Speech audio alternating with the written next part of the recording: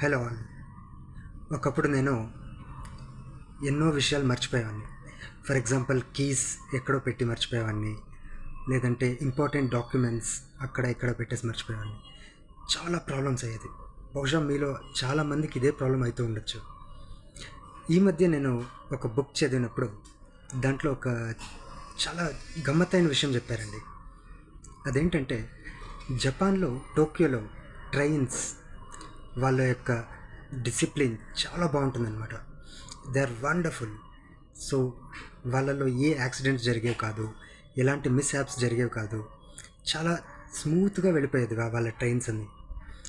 ఎందుకంటే దాంట్లో ఉన్న టికెట్ కలెక్టర్ నుంచి, ఆ ట్రైన్ రన్ చేసే వాళ్ళ నుంచి, ప్లాట్ఫామ్లో పనిచేసే వాళ్ళ నుంచి ప్రతి ఒక్కరూ ప్రతి విషయాన్ని, ఫర్ ఎగ్జాంపుల్ స్టార్ట్ చేసేటప్పుడు, నేను ఇప్పుడు ట్రైన్ స్టార్ట్ చేస్తున్నాను,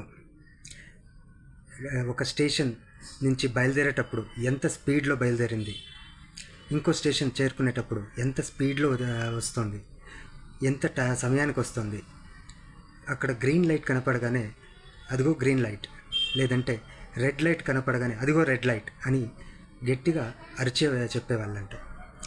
ఈ ప్లాట్ఫామ్ పైన ఉన్న వాళ్ళు కూడా ట్రాక్ దగ్గరికి వెళ్ళి, ట్రాక్ అంతా క్లియర్గా ఉంది, అందరూ వస్తున్నారు వెళ్తున్నారు, లేదంటే ట్రైన్ రాబోతోంది, ఇప్పుడు ట్రైన్ వెళ్ళబోతోంది అనేసి చాలా క్లియర్గా చెప్పేవాళ్ళంట.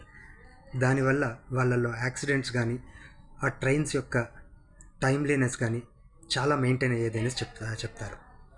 ఇలాగే న్యూయార్క్లో కూడా ఇదే మెథడ్ ఫాలో అయ్యారు. సో వాళ్ళు పాయింట్ చేసి కాల్అవుట్ చేసేవాళ్ళు. ఇది ఒక్క చోటే కాదండి, ఈ పుస్తకం రాసిన ఆథర్ జేమ్స్ క్లియర్ వాళ్ళ వైఫ్ కూడా ఇదే విషయాన్నే చెప్తారు. ఎలా అంటే తన ఇంటి నుంచి బయలుదేరేటప్పుడు ఇదిగో కీస్, ఇదిగో నా వ్యాలెట్, ఇదిగో నా స్పెక్స్, ఇదిగో మా ఆయన అంటూ గట్టిగా చెప్పి బయలుదేరేదంట. అందువల్ల ఎప్పుడూ తను మిస్ అయ్యేది కాదు ఏ వస్తువుని.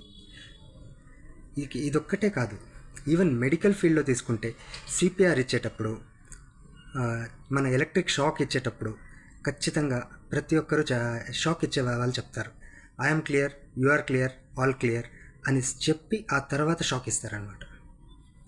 ఈవెన్ సర్జరీ చేశాక అన్నీ కౌంట్ చేసేటప్పుడు కూడా గట్టిగా అరిచి టీం మొత్తానికి వినపడేలా ఈ ప్రతి ఒక్క విషయాన్ని చెప్తారంట. దీనివల్ల ఎన్నో దుర్ఘటనలు ఆపగలిగారు. ఇదే టెక్నిక్ మనం ఎందుకు ఫాలో అవ్వకూడదు? మనము ఏదన్నా ఒక వస్తువుని తరచూ మర్చిపోతున్నామంటే మనకు తెలుస్తుంది. ఒక వారం 10 రోజులు తరచూ మర్చిపోతున్నాం, ఎక్కడో పెడుతున్నాం, ఎక్కడో వదిలేస్తున్నాం. అలాంటప్పుడు ఏం చేయొచ్చు? మనం కూడా ఒక కీస్ పెట్టేటప్పుడు కీస్ పెడుతున్నాను అనేసి చెప్పడం, లేదు ఒక డాక్యుమెంట్ పెట్టేటప్పుడు ఫలానా డాక్యుమెంట్ ఫలానా చోట పెడుతున్నాను అనేసి చెప్పడం.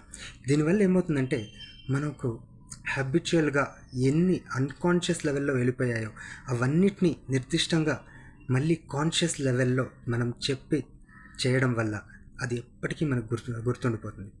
అండ్ అది ఇంకో కొత్త హ్యాబిట్ ఫామ్ అవుతుంది.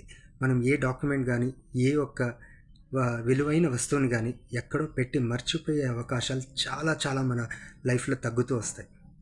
అండ్ ఇది ఒక మంచి హ్యాబిట్గా పరిణమిస్తుంది.